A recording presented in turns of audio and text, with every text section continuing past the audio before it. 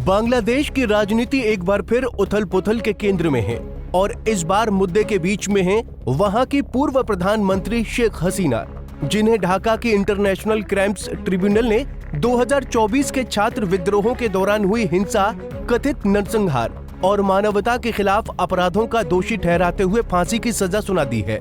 वहीं फैसले के तुरंत बाद बांग्लादेश सरकार ने भारत से सख्त शब्दों में मांग की है कि वो शेख हसीना को बिना देरी किए ढाका को सौंप दे। लेकिन अब यहाँ असली सवाल यही है कि क्या भारत वास्तव में शेख हसीना को प्रत्यर्पित करेगा? दरअसल अगस्त 2024 में हिंसा और बगावत की आग भड़कने के बीच शेख हसीना जिस तरह भारत पहुंची और यहाँ एक सुरक्षित स्थान पर शरण ली, वो अपने आप में संवेदनशील मुद्दा है। शेख हसीना कैसे पहुंची भारत? जुलाई और अगस्त 2024 में बांग्लादेश में छात्रों के नेतृत्व वाले विरोध प्रदर्शनों ने हिंसक रूप ले लिया था। हालात इस कदर बिगड़ गए कि प्रधानमंत्री आवास पर हमले की कोशिश हुई और सुरक्षा एजेंसियों की पकड़ ढीली पड़ने लगी। वहीं राजनीतिक विरोधियों और बागी धड़ों के बढ़ते खतरे के बीच शेख हसीना को अपनी जान की सुरक्षा को लेकर वास्तविक आशंका पैदा हुई, जिसके चलते वो रातों रात भारत की ओर भागकर शरण लेने पर मजबूर हो गईं। ऐसे में अब ये भी जान लेते हैं कि आखिर इंटरनेशनल क्राइम्स ट्रिब्यूनल कोर्ट ने उन्हें क्या फैसला सुनाया है। शेख हसीना पर आईसीटी का फैसला।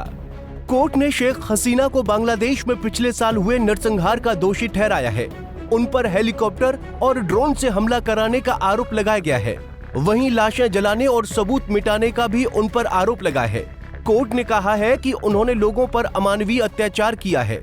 उन्होंने छात्र आंदोलन को हिंसा से कुचला है। साथ ही 6 निहत्थे प्रदर्शनकारियों की हत्या के मामले में कोर्ट ने उन्हें फांसी की सजा सुनाई है। वहीं अब इंटरनेशनल क्राइम्स ट्रिब्यूनल द्वारा मौत की सजा सुनाए जाने के बाद शेख हसीना का बयान भी सामने आया है।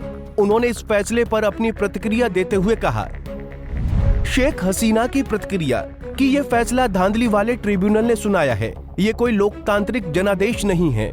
ये राजनीतिक बदले की कार्रवाई के तहत लिया गया फैसला है। मैंने किसी की हत्या का आदेश नहीं दिया था। ये फैसला मेरे लिए मायने नहीं रखता।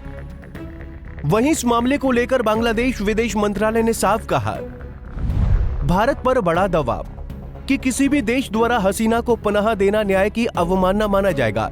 ढाका ने 2023 की प्रत्यर्पण संधि का हवाला देते हुए भारत को दोनों देशों के अनिवार्य दायित्व की याद भी दिलाई है। हालांकि यहाँ तस्वीर का दूसरा पहलू भी है, जहाँ भारत ने इस मामले पर जितना संयमित और कूटनीतिक बयान दिया है, वो बताता है कि सरकार किसी जल्दबाजी में कदम नहीं उठाएगी। सरकार ने कहा है कि वो बांग्लादेश की स्थिरता, लोकतंत्र और शांति के हित में सभी पक्षों से संवाद बनाए रखेगी, लेकिन हसीना को सौंपने पर कोई सीधा संकेत नहीं दिया है।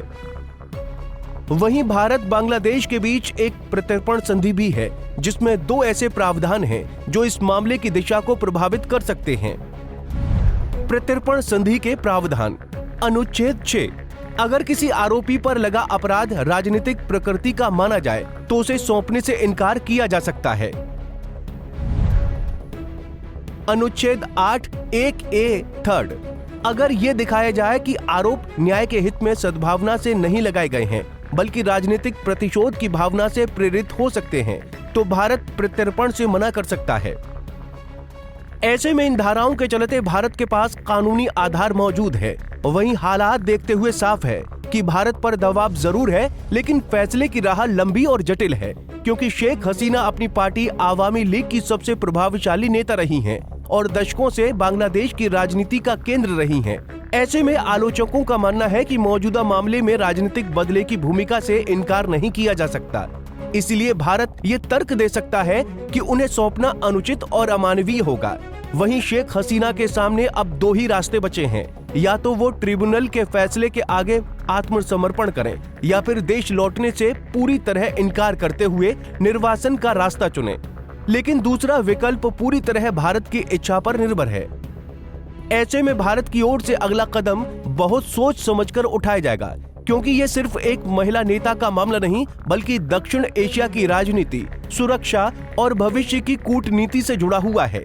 ऐसे में यहाँ ये सवाल उठना लाजमी है कि क्या भारत उन्हें लंबे समय तक अपने यहाँ रहने देगा क्या उन्हें राजनीतिक शरण का मौन सहारा मिलता रहेगा?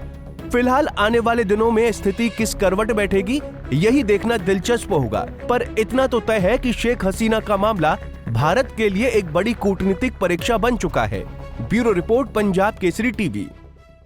हमसे जुड़े रहने के लिए हमारे YouTube चैनल को सब्सक्राइब करें और नई वीडियो की नोटिफिकेशन के लिए बेल आइकॉन को दबाएं।